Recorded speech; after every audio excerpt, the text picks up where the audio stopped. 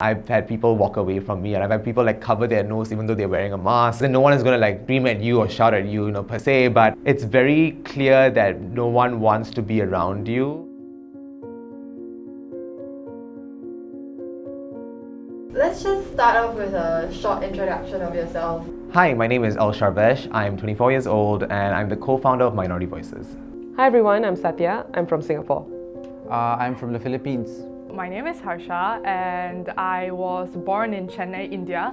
When I was around 6 months old, I was brought to Singapore. So I came to Singapore to work as a video producer. Okay, there has been an increase of xenophobia and racism on social media because of the new COVID strain. What do you think about that? So my sister's mother-in-law works in a supermarket and she works as a cashier over there. And ever since the new variant B1617 came to our shores itself, I think there is a difference in the treatment of my sister's mother-in-law. People no longer come to her counter to actually pay for their stuff. Only her regular customers do. I think what specifically affected me was the fact that there was a lot of racism being targeted at South Asian migrant workers, and I was really starting to reflect on that, and I realized that it wasn't just targeting migrant workers, it was also kind of targeting Singaporean Indians. I'm kind of scared to say. Today when I woke up was that the video was downloaded by this anonymous user, and he decided to actually comment a lot of things about the fact that we are not Singaporean Indians, and hence our humor does not suit them, or we are ruining the country's reputation. When I order food, they purposely ignore me sometimes. Sometimes I will order and then I'm not sure if it's on purpose, but sometimes 3 different batches have already left and gone, but my food is still not there. Then I ask them where's my food? They will laugh, the entire place will laugh, and then that's when they give me my food, but very late. I've been standing for 30 minutes already, so. I would say there has been a lot of backlash at a lot of Indian folks talking about their experiences with regard to CECA and xenophobia. I have many people saying that they walk into a train cabin and every seat is filled up, but they're the only Indian person there and no one sits beside them. At some point of time, right, when you start realizing that the Martis are not just your the faces that you see, and they are new faces, then you feel hey, this feels different, right? And I even had stares at people, they looked at me thinking that I was from a different country because, I'm dark-skinned Indian, and there's so people thought that I was from a different country. Recently I was waiting for the bus, and this bus happens to go through Little India, right? So it's packed with people, and I don't know if this older gentleman knew that I did not have my earpiece in, or if I was even Indian. So the grandson of this older gentleman was oh, is that our bus? And he was no, ew, there are so many Indians in it, it's not our bus.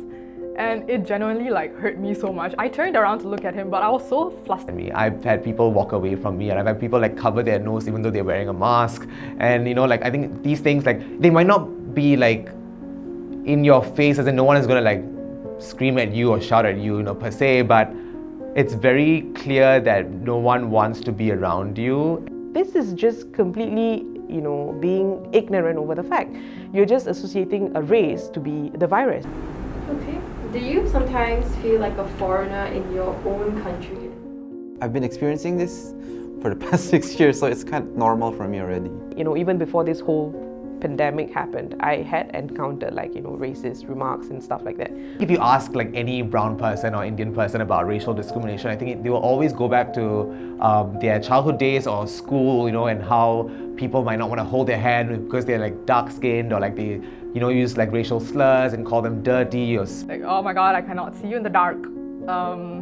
Nothing creative. Why are you dark-skinned? What else? Oh, you smell like curry. Why does your hair smell like that? Is it because of the coconut oil? Things like that. Yeah. So I literally grabbed my sari, ran after him, and he was a secondary school boy. And I told him this. Why? What is your problem? What do you mean by Apu Nene? Is there any problem? And then he went silent, dead silent, and he was just I'm sorry.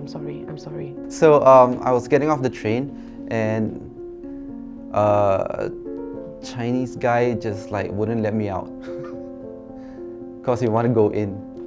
So we kind of like ended up like pushing each other a bit, and then he got pissed off, but I just walked away from it because if I stay there, who knows, like maybe I might end up in a fist fight. But yeah, I try to avoid these kind of things. Yeah, we are powerless here. If people want to fight us, we cannot fight back.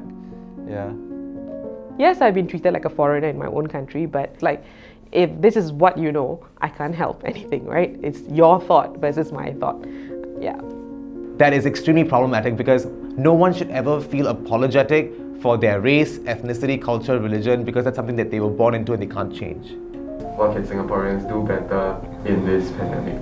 I feel that, be kind to each other, really, to be honest. During this point of time, when things are getting tough, when it's so unpredictable. Fear, you can have it, but it does not allow you to generalize anything very much. It's just the same as every other concept, like you cannot say that because of one thing, the entire group of Indians are like that. It's just not right, yeah. Migrant workers brings in a different mindset, a different knowledge that you guys might not know here.